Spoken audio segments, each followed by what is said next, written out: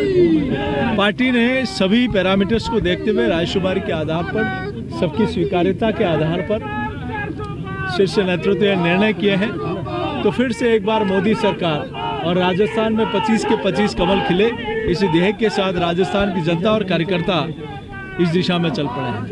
हम हमारा सुझाव देते हैं प्रदेश कांग्रेस कमेटी की तरफ से, और जो टिकट कल डिक्लेयर हुए हैं बहुत ही मजबूत लोग हैं, कांग्रेस के नेता हैं, लोगों के बीच में रहते हैं, कार्यकर्ताओं की जनभावनाओं के अनुरूप, और सारा सिस्टम देख करके हमने जो प्रस्ताव दिए थे और सीसी ने उन्हीं को अनुमोदन किया है। तो मैं समझता हूं कि बहुत अच्छा चुनाव लड़ेंगे और अच्छी संख्या में हम लोग जीत के चुनाव जाएंगे।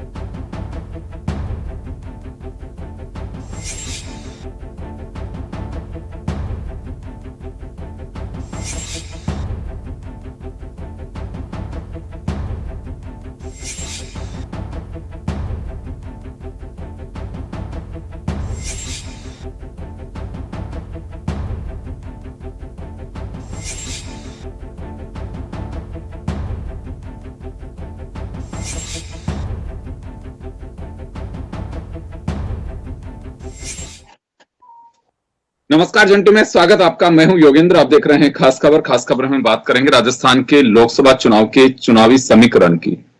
8 सीटों की अगर बात करें तो सीधे मुकाबले की बीजेपी और कांग्रेस के बीच। कांग्रेस ने 10 सीट डिक्लेयर कर दी हैं और भाजपा ने 15। खैर, आने वाले वक्त में ये भी हो ही जाएंगी। लेकिन अगर इन सीटों पर हम गौर करें तो दो केंद्रीय मंत्री गजेंद्र सिंह शेखावत का मुकाबला कर्नल सिंह उचियाडा राजपूत समाज से है और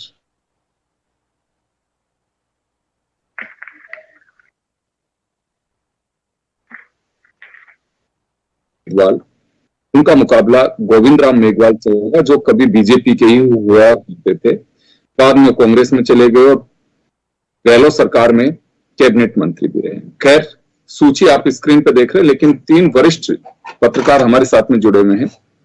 वो इनको किस तरह से देखते हैं। एक तरफ कैंडिडेट्स के पास में अपना खुद का वजूद और अपने नेताओं का दमखम होगा। बात अगर बीजेपी के करें तो मोदी की गारंटी इस बार होंगी, और कांग्रेस की बात करें तो राहुल की न्याय यात्रा। लेकिन इस बीच में छोटा सा कहना चाहूंगा, शेखावटी या फिर गंगानगर बेल्ट, गंगानगर की तरफ अगर बात करें तो कम्युनिस्ट पार्टी और थोड़ा से हिस्से में आम आदमी पार्टी का इंपैक्ट आ सकता है। इसी तरह से शेखावटी में कम्युनिस्ट पार्टी का। और अगर हम बात करें आदिवासी बेल्ट की, जिसमें बांसवाड़ा डूंगरपुर सीट की, तो बीएपी के भी क्यों उनके अपने 3 विधायक हैं, वहां भी असर आ सकता है।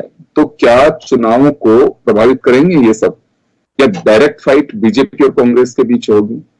और क्या कांग्रेस जिन कैंडिडेट्स को उतारी है, इनसे कोई बेहतर चेहरे हो सकते थे, या इस दाव में इससे बेहतर कुछ नहीं हो सकता था? तो चलिए, हमारे साथ ओम सैनी साहब हैं, राजीव जैन साहब हैं, और हमारे साथ दिल्ली से प्रमोद वशिष्ठ साहब हैं। सभी वरिष्ठ पत्रकार हैं। ओम जी, आपके पास में आना चाहूंगा। देखिए, चुनाव किसको लड़ाती हैं पार्टियां, किसको नहीं लड़ाती हैं, उनका अपना एक एजेंडा होता है। हम लोग लेकिन एक समीक्षा करते हैं कि क्या पोजीशन है, क्या स्थिति है, क्या जातीय समीकरण है। वर्तमान परिस्थितियों में अगर हम देखें तो क्या लगता है आपको, कांग्रेस की लिस्ट भी है आपके सामने और बीजेपी की भी है? देखिए, एक कुल मिलाकर के लिस्ट के हिसाब से तो मुझे लगता है कि ज्यादा सधी हुई लिस्ट भारतीय जनता पार्टी के जो उम्मीदवार हैं उनकी है, और जो कांग्रेस की है उसमें उस तरीके से चीजें सधी हुई नजर नहीं आती हैं। और जो चुनाव के नतीजे रहे हैं विधानसभा के, अगर उनको आप देखते हैं तो चीजें बहुत अलग नजर आती हैं। तो उसमें लगता है कि करीब 8 सीटें ऐसी हैं जिन पर कि कांग्रेस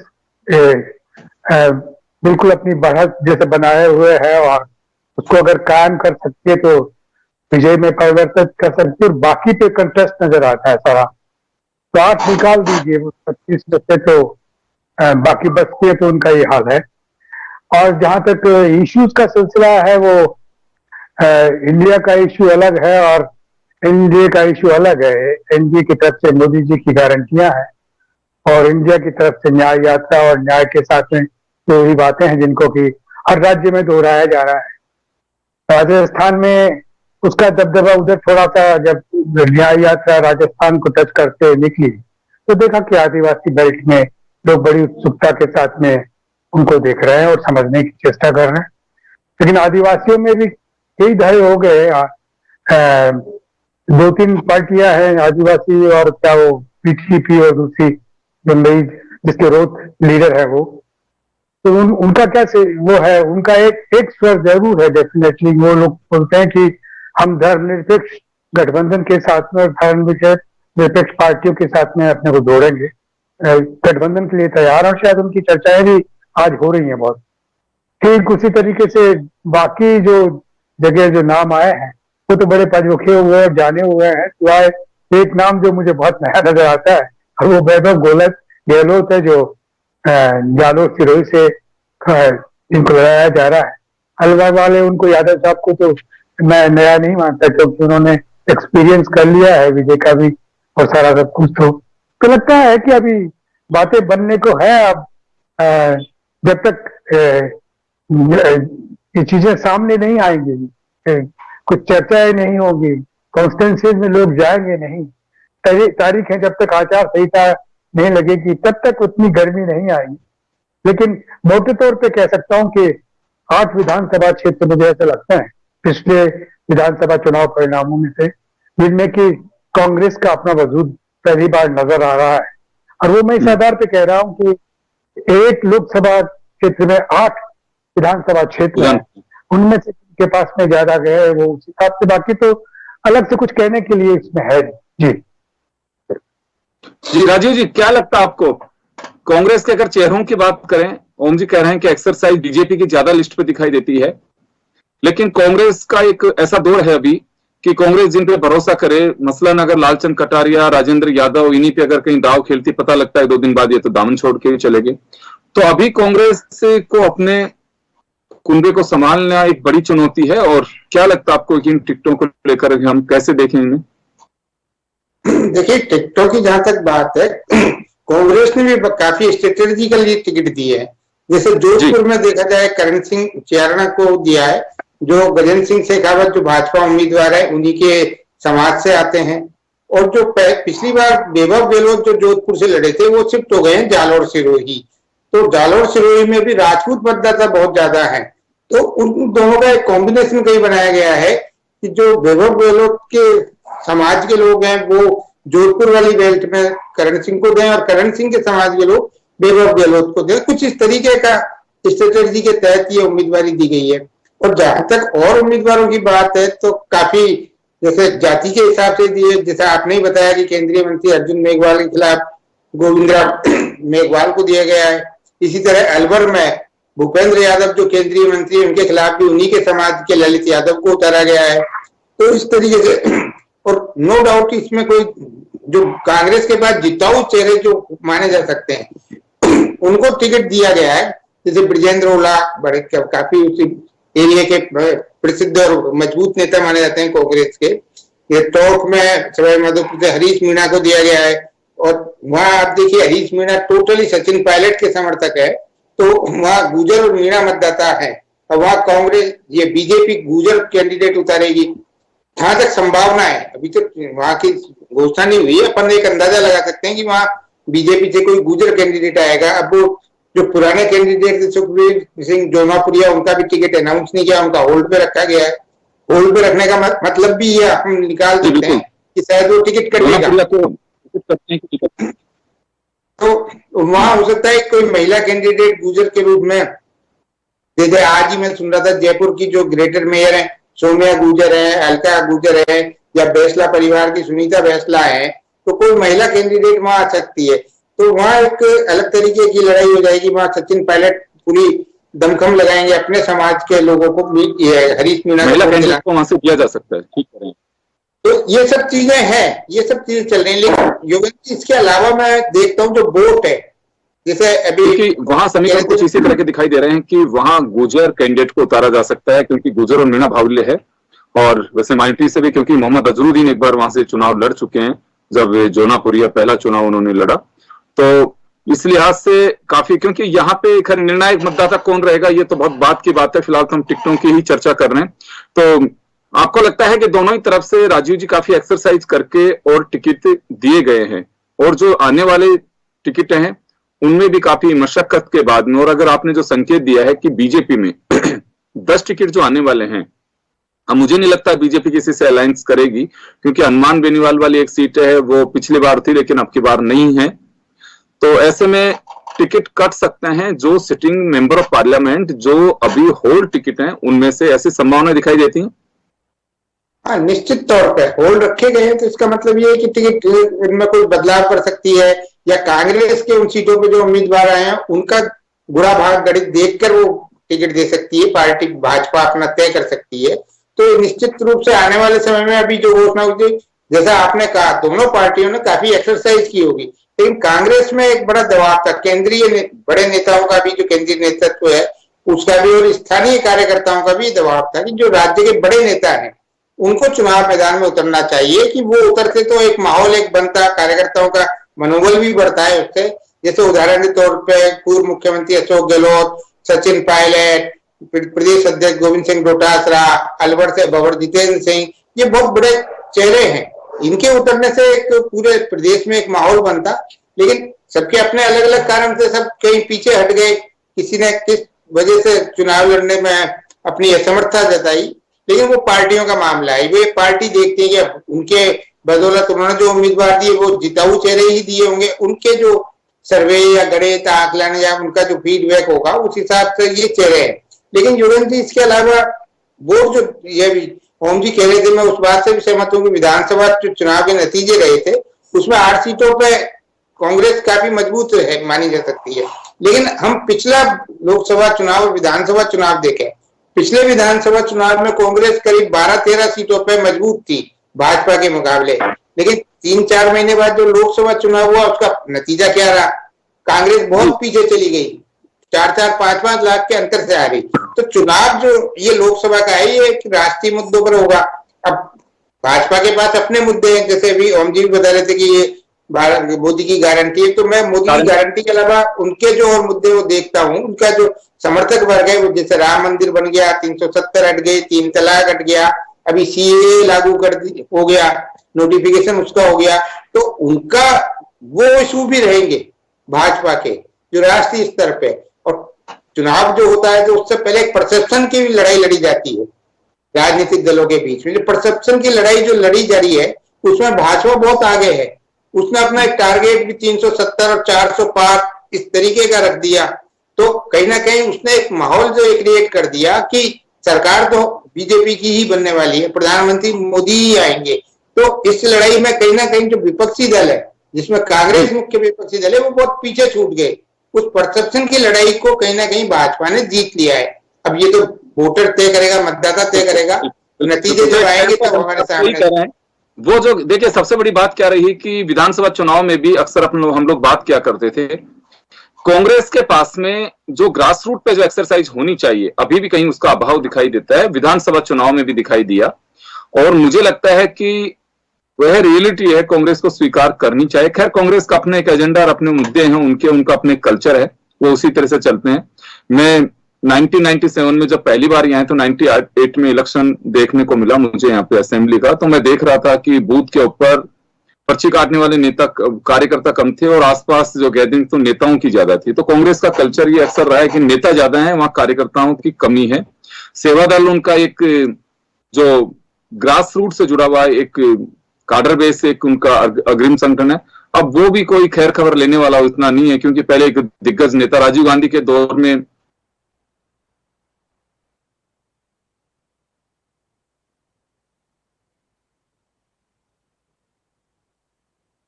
एक चीज की उनको संसाधन देते थे।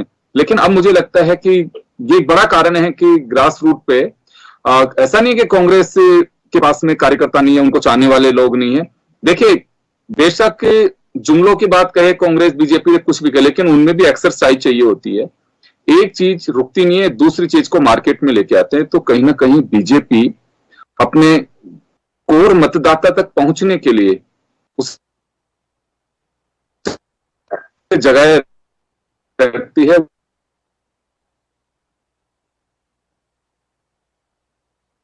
मुकाबला कांटे का हो सकता है इसमें